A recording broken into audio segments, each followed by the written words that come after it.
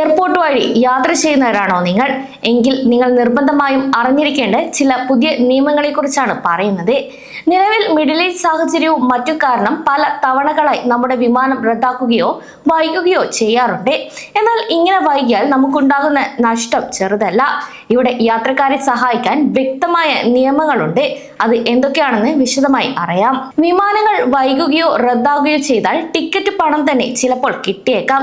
Dubai civil aviation അതോറിറ്റിയുടെ പുതിയ aviation consumer welfare directive നിയമങ്ങൾ അനുസരിച്ച് യാത്രക്കാർക്ക് നിരവധി ആനുകൂല്യങ്ങൾ ഇങ്ങനെ ഒരു സാഹചര്യമുണ്ടായാൽ നൽകും.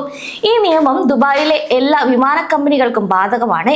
എമിറേറ്റ്സ്, ഫ്ലൈ ദുബായ് തുടങ്ങിയ ദേശീയ വിമാന കമ്പനികൾക്കും ദുബായിൽ നിന്ന് സർവീസ് നടത്തുന്ന എയർ ഇന്ത്യ, ഇൻഡിഗോ പോലുള്ള വിദേശ വിമാന കമ്പനികൾക്കും ഈ നിയമം ഒരുപോലെ ബാധകമാണ്. നിങ്ങൾ ഇനി ട്രാവൽ ഏജന്റ് വഴിയാണ് ടിക്കറ്റ് എടുക്കുന്നതെങ്കിലും ഈ ആനുകൂല്യങ്ങൾ നിങ്ങൾക്ക് തീർച്ചയായും ലഭിക്കും. കൂടാതെ നിങ്ങൾ യാത്രയ്ക്ക് തയ്യാറെടുക്കുന്ന ഒരു പ്രവാസിയാണെങ്കിൽ ടിക്കറ്റ് ബുക്ക് ചെയ്യുമ്പോൾ തന്നെ എയർലൈനുകൾ ചില കാര്യങ്ങൾ കൃത്യമായി പറയണം. അതായത് ടാക്സും സർചാർജും ഉൾപ്പെടെയുള്ള അവസാന വില എത്രയാണെന്ന് വ്യക്തമാക്കിയിരിക്കണം.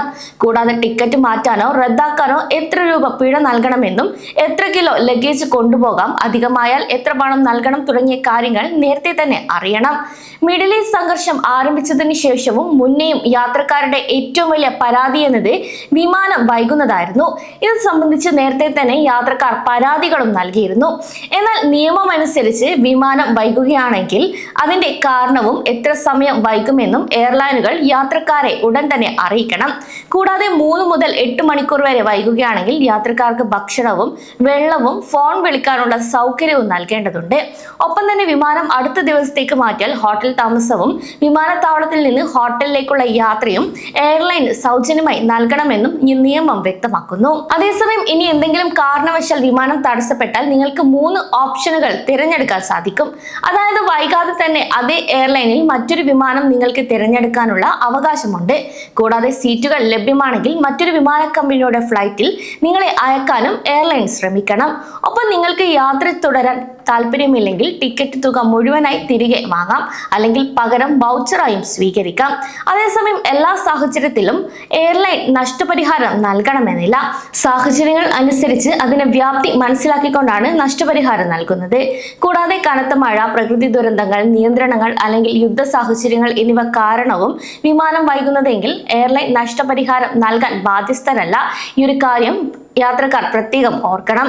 എങ്കിലും ഇത്തരം സാഹചര്യങ്ങളിൽ 72 മണിക്കൂർ വരെ യാത്രക്കാർക്ക് ആവശ്യമായ സഹായം നൽകാൻ വിമാന കമ്പനികൾ ബാധ്യസ്ഥരാണ്. അതേസമയം വിമാനത്താവളത്തിൽ കുടുങ്ങിക്കിടക്കുന്ന സാഹചര്യത്തിൽ പ്രത്യേക പരിഗണന ആവശ്യമുള്ളവർക്ക് മുൻഗണന എന്നും നൽകണം. അതായത് ശാരീരിക ബുദ്ധിമുട്ടുള്ളവർ, ഒറ്റയ്ക്ക് യാത്ര ചെയ്യുന്ന കുട്ടികൾ, പ്രായമായവർ എന്നിവർക്ക് ഭക്ഷണം, താമസം എന്നിവയിൽ മുൻഗണന നൽകണമെന്നും നിയമം വ്യക്തമാക്കുന്നുണ്ട്. അതായത് ഓരോ പ്രവാസിയെ സംബന്ധിച്ചും അവകാശങ്ങളും നിയമങ്ങളും അറിഞ്ഞു വയ്ക്കുക എന്നത് ഒരു പ്രധാന കാര്യമാണ്. കൂടാതെ വിമാനം വൈകിയാൽ പരാതിപ്പെടാനും അർഹമായ സഹായം ചോദിച്ചു വാങ്ങാനും ഇനി മടിക്കേണ്ടതില്ല. കാരണം UAE എന്നും നിയമത്തിനൊപ്പമാണ്. അതിനാൽ ധൈര്യത്തോടെ തന്നെ നിങ്ങൾക്ക് ഈ കാര്യങ്ങൾ ചോദിക്കാം.